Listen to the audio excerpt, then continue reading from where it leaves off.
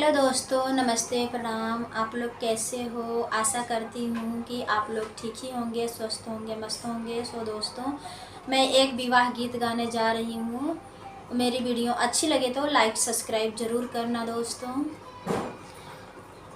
सूतल बेटी हाई बढ़ी के आरज करें, सुना पापा अरज हमार रे ललनवा।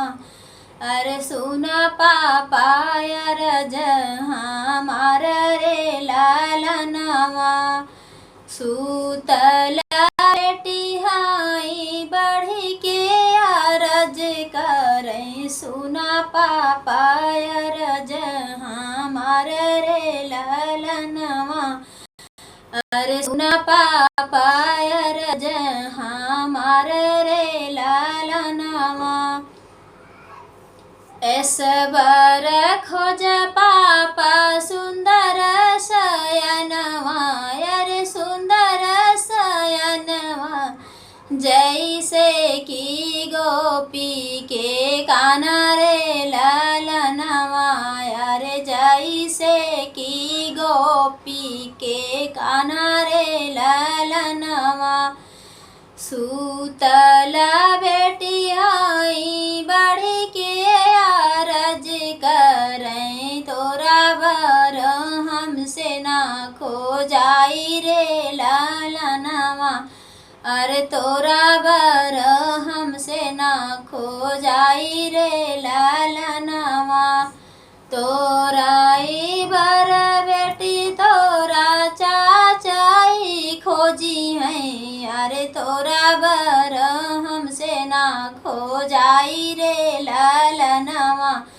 अरे तोरा बर हमसे ना खो जाई रे ललनवा। सूतल बेटी हाई बढ़ी के अरज करें, सुना चाचा अरज हमार रे ललनवा। अरे सुना चाचा अरज हमार रे ललनवा। ऐसबर खोज चाचा सुंदर शयनवा। अरे सुंदर शयनवा, अरे जैसे की गोपी के कान्हा रे ललनवा। अरे जैसे की गोपी के कान्हा रे ललनवा। तोराई बर बेटी तोरा भाई आई खोजी है। अरे तोरा बर हमसे ना खो जाई रे ललनवा। अरे तोरा बर हमसे ना खो जाई रे ललनवा।